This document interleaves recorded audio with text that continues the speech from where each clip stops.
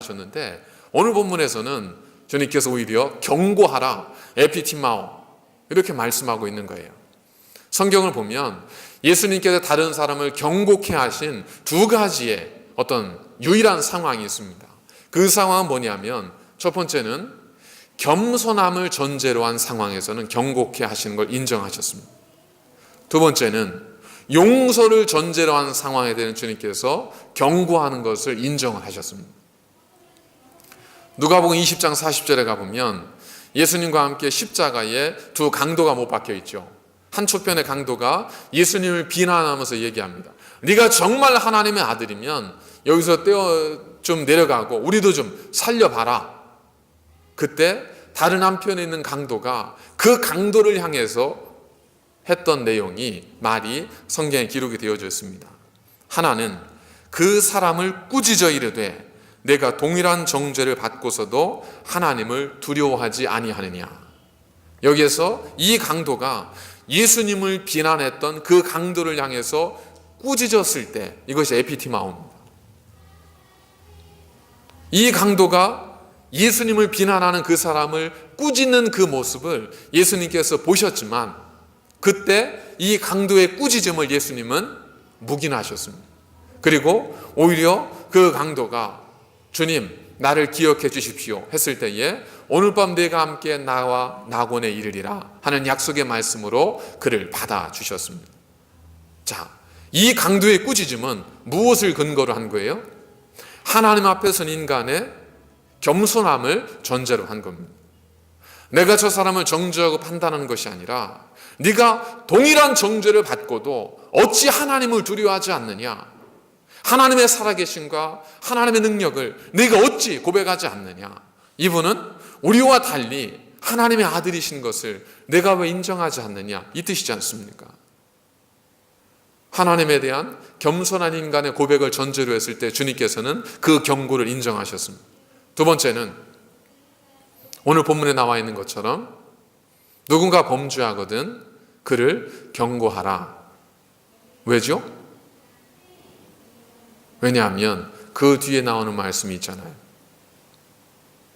그를 죄에서 깨달아 돌아서게 해서 회개케 함으로 그가 죄 사함을 얻게 하기 위해서입니다. 그래서 우리가 누군가가 범죄했을 때에, 죄를 저질렀을 때에 그를 경고할 때, 그를 꾸짖을 때 우리에게 필요한 것은 뭐냐면 죄에 대한 정확한 인식, 죄를 잘 설명해 주는 것, 논리적인 합리적인 설명, 세상의 지혜와 지식을 통한 화려한 변증, 이것이 필요한 것이 아니라 우리가 혹 다른 사람을 죄에 대해서 지적하고 꾸짖어야 할 때는 이 마음이 필요하다는 것. 어떤 마음이죠? 나 또한 하나님 앞에서 죄인일 수밖에 없다는 겸손함입니다. 그리고 하나님께서 그를 너무나 사랑하시기에 그가 하나님께로 돌아오기를 원하시는 그 긍휼히 여기는 하나님 아버지의 마음을 그가 품고 있을 때 그렇다면 경고하라 이겁니다. 자, 주님께서 왜 이렇게 말씀하셨을까요? 이유는 우리가 그렇게 하지 않기 때문입니다. 첫 번째는 경고하지 않습니다. 경고하지 않는 이유는 여러 가지 이유가 있을 수 있죠. 괜히 그런 일로 내가 뭐라고 하는 그것이 참 이제 뭔가 곤란한 상황이 될 수도 있고, 그래서 우리가 경고하지 않기도 합니다. 그런데 그것보다 더 많은 경우는 어떤 것이냐면 우리가 상대방을 겸손한 마음으로 그가 죄에서 돌아서기를 바라는 마음으로 긍휼히 여기는 마음으로 경고하기보다 그 죄 자체를 지적하고 그 죄 자체를 정죄하고 그것에 대해서 나의 입장을 전달하기 위한 그러한 경고가 더 많다는 겁니다. 사람들이 왜 실족할까? 아니, 내가 사실을 말해줬을 뿐인데 왜 그것 때문에 상처를 받아? 참 이상한 사람이네. 왜 그럴까? 문제는 뭐죠? 내 말 속에 뭐가 없는 거예요? 내 말 속에 겸손함이 없고 내 말 속에 하나님의 마음, 긍휼히 여기는 마음이 없는 겁니다. 우리가 그저 문제이기 때문에 지적하고 죄를 졌기 때문에 지적하면 그것이 다른 사람에게 깨달음으로 받아들여지는 것이 아니라 대부분의 경우는 상처로 받아들여지고 그것을 통해서 사람들이 실족하게 될 수 있다는 겁니다. 더군다나 지적한 나 자신도 동일한 범죄를 얼마든 지을 수 있지 않겠습니까? 만일 그런 일이 벌어진다면 그는 두말할 나위 없이 그 사람에게는 나의 죄를 지적한 사람은 이율배반적인 사람이고 모순된 삶이고 교만한 삶이 될 수밖에 없습니다. 그것이 다른 사람들로 하여금 실족하게 만든다는 것. 그래서 우리가 누군가가 범죄한 것을 보고 그것에 대해서 어떻게든 그 안타까운 마음이 있다면 우리가 먼저 해야 될 일은 그것이 무엇이 죄인지를 분석해서 전하는 것이 아니라 긍휼히 여기는 마음을 담라고 하나님 앞에 먼저 간절히 기도하시는 거예요. 하나님, 저 아이를 제 아이인 것처럼 생각하고 그 아이를 바라보게 해주십시오. 하나님, 아무개 집사님, 아무개 장로님, 우리 목사님이 제가 보기에는 그런 범죄하는 것 같습니다. 하나님, 정죄하고 비난하기보다 먼저 하나님의 마음으로 그를 위해 기도하게 하시고 제 마음속에 하나님의 긍휼히 여기는 마음을 주십시오.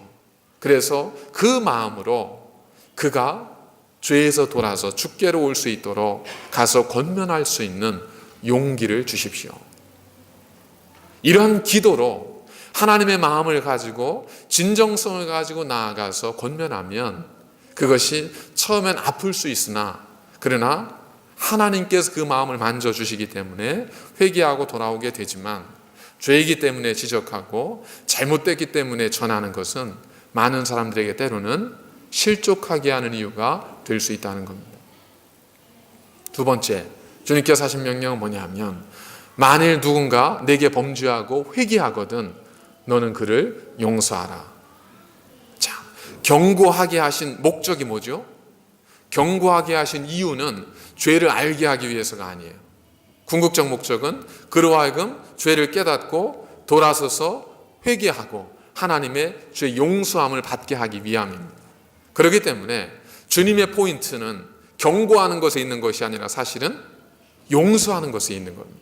그래서 예수님께서 뭐라고 하시냐면 만일 내 형제가 내게 하루에 7번 죄를 짓고 7번 찾아와서 내가 죄를 지었노라 고백하고 회개하면 너는 그를 용서하라. 여기에 주님의 말씀의 방점이 찍혀 있는 겁니다. 그런데 용서라는 것이 과연 그렇게 쉽겠습니까? 우리가 내가 누군가 미워할 수밖에 없는 이유를 가져본 분들은 용서가 얼마나 어렵다는 것을 너무 잘 아실 겁니다. 우리가 용서하지 못하는 이유 가운데 하나는 무엇이냐 하면 공정성이. 내가 용서하면 마치 그 사람은 그 모든 죄가 다 탕감받으면 고통받는 나만 억울하지 않은가 하는 그러한 어떤 공정성의 문제 때문에 우리 용서하지 못하는 경우가 많지 않습니까? 악해서 그런 것이 아니라 그런 부분들이 없지 않아 있는 것 같습니다. 왜 용서해야 하는가라고 하는 그런 책이 있습니다. 이 책에 보면 크고 작은 사건들로 인해서 상처받은 사람들의 이야기, 그들의 고백, 그들의 용서의 이야기가 책에 많은 예화로 등장을 하는데 그 가운데 스티븐 맥도널드라고 하는 경찰관이 있습니다. 순찰하는 중에 한 소년과 대치하게 됩니다. 그런데 그만 그 소년이 경찰관을 향해서 총을 발사를 하고 이 총알이 경찰관의 척추에 박히게 됩니다. 결국 이 스티븐 맥도날드라고 하는 경찰관은 그 총알을 맞고 쓰러져서 전신마비, 불구자가 되게 됩니다. 얼마나 억울하고 얼마나 기가 막혔겠습니까? 한 사람의, 한 가정의 인생이 철없는 한 소년의 그 철없는 행동으로 인해서 돌이킬 수 없는 나락으로 떨어진 겁니다. 그러니 이 스티븐 맥도날드라고 하는 경찰관이 얼마나 분노와 미움과 억울함이 가득했겠습니까? 그런데 이 스티븐 맥도날드가 한참을 지난 다음에 그가 그 소년을 용서한다는 고백을 합니다. 이 말과 함께 그가 용서한다고 이야기를 했습니다.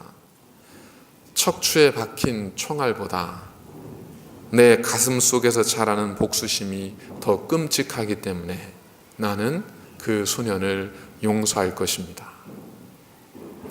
척추에 박힌 총알이 끔찍하고 아프긴 하지만 그에 대한 복수심으로 내 안에 불타오르는 이 복수심의 끔찍함에 비하면 척추에 박힌 총알은 아무것도 아니라는 겁니다. 그래서 용서합니다. 그리고 그가 전 세계를 다니면서 용서하지 못한 이들에게 용서의 메시지를 전하고 있습니다. 여러분들이 잘 아시는 넬슨 만델라라고 하는 대통령, 그가 인권운동을 하다가 백인들에 의해서 종신형을 엄도받지 않습니까? 그리고 감옥에 갇혀서 27년을 감옥에서 그가 옥살이를 하고 나중에 석방이 됩니다. 석방에 대해서 남아프리카 공화국의 대통령으로 선출이 되게 되죠.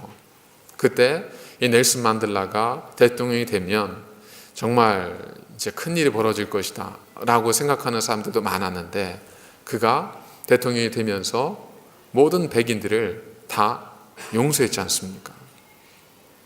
그는 이 말과 함께 모든 백인들을 용서했습니다. 원하는 스스로 독약을 마시고 적이 죽기를 바라는 것과 같습니다. 그래서 저는 그들을 용서합니다. 그런 말하기를, 내 마음의 미움과 분노와 원한과 그런 마음을 갖는 것은 마치 독약을 내가 먹고 적이 죽기를 바라는 것과 같다.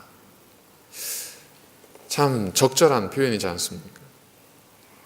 어떤 면에서 용서는 다른 사람을 위한 것이 아니라 나를 위한 것일 수 있습니다. 그러나 우리 그리스도인들에게는 그것을 뛰어넘지 않습니까? 뭐죠? 공정성의 문제입니다. 아까 말씀드린 것처럼 내가 용서하지 못하는 이유, 내 가족을 용서하지 못하고 이웃을 용서하지 못하고 내가 다른 사람 용서하지 못하는 이유 가운데 하나는 공평하지 않으니까 그렇게 되면, 그럼 세상이 너무 불공평하니까, 악인이 잘 되는 것은 너무 불공평하니까 그래서 용서하지 않는 경우가 많은데, 그런 관점에서 공정성의 문제를 생각해 본다면 나는 과연 하나님 앞에 용서받고 영원한 생명을 얻을 만한 합당한 자격을 갖추었기 때문에 주님은 나를 용서하셨을까? 나에게는 그런 모습이 있어서 하나님은 나를 용서해 주셨을까? 그걸 생각해 보면 이미 우리가 하나님으로부터 받은 것이 더 크고 더 한없음을 우리가 깨닫게 되어집니다. 또한 주님께서는 말씀하시기를, 잃어버린 한 마리의 양은 그 주인이 99마리 성한 양들을 내버려 두고 쫓아가서 찾을 정도로 하나님께서 귀하게 여기시는 사람들이다. 누가요? 때로는 내가 사랑하는 사람만이 아니라 내가 미워하는 누군가도 하나님의 입장에서는 정말 천하보다 귀한 생명일 수 있는데, 우리가 만일 우리의 그릇된 행동과 태도로 인해서 그 사람을 실족하게 하고 다른 사람을 믿음에서 떠나가게 만들고 그 영혼의 구원에서 떠나가게 우리가 만들어 버린다면, 그것은 하나님의 사랑을 받은 자로서 우리가 해야 될 일이 아니고 그 하나님의 사랑을 받은 자의 합당한 삶도 아니다는 겁니다. 그리고 그 뜻을 따르는 것은 더더욱 아니기 때문입니다. 그래서 예수님께서는 실족하는 것에 대한 무거움을 우리에게 오늘의 비유의 말씀을 통해서 전해주고 있습니다. 중요한 것은 우리가 먼저 하나님으로부터 사랑받은 자로서 용서하는 자, 나에게 똑같은 죄를 짓고 7번 회개하면 7번까지 용서하라. 숫자가 문제가 아니잖아요. 7번은 완전수이지 않습니까? 끝없이 용서하라는 말씀인데 어찌 쉬울 수 있고 어찌 내 힘으로 할 수 있겠습니까? 그것은 내 힘으로 능으로 되는 것이 아니라 오직 하나님께 주시는 그 마음으로만이 우리가 능히 할 수 있는 것이지 않습니까? 하나님께서 원하신다면, 하나님께서 내게 그것을 원하신다면, 내 모든 아픔과 내 모든 억울함과 내 모든 슬픔과 내 비통함을 모르지 않는 하나님께서 그것을 내게 말씀하신다면 우리는 그 주님의 음성에 귀를 기울일 필요가 있지 않겠습니까? 7번 내게 와서 회개하면 너는 그를 용서하라. 감히 누구도 쉽게 엄두를 낼 수 없는 말씀이지만 우리가 먼저 주님으로부터 받은 은혜가 너무 크기에 우리는 이 엄중한 말씀을 오늘 두렵고 떨리는 마음으로 가슴에 새겨야 할 것 같습니다. 혹 우리 안에 아직까지도 용서되지 않는 분이 있다면 주의 말씀에 의지해서 오늘의 말씀의 엄중함을 기억하시면서 하나님 앞에 먼저 기도하시면서 용서할 수 있는 마음, 회개할 수 있는 용기, 그것을 통해서 하나님의 거룩한 교회와 우리의 가정과 여러분들의 삶이 하나님이 주신 평안과 기쁨으로 세워지는 복된 삶이 되시기를 간절히 축원을 드립니다. 기도하시겠습니다. 거룩하신 아버지 하나님, 감사를 드립니다. 오늘 이제 주님의 말씀을 듣고 이제 그 말씀에 두려운 마음으로 세상으로 나아갑니다. 하나님, 흘려듣거나 스쳐 지나가는 말씀이 아니라 우리 가슴 속에 각인되어지며 세워지게 하여 주셔서 언제 어디에서나 우리를 먼저 사랑하신 하나님의 그 사랑과 긍휼을 기억하면서 넉넉한 마음으로 회개하는 자를 용서하며 실족하게 하지 않을 수 있는 아름답고 신실한 믿음을 갖게 하여 주시옵소서. 예수님의 이름으로 간절히 기도드립니다.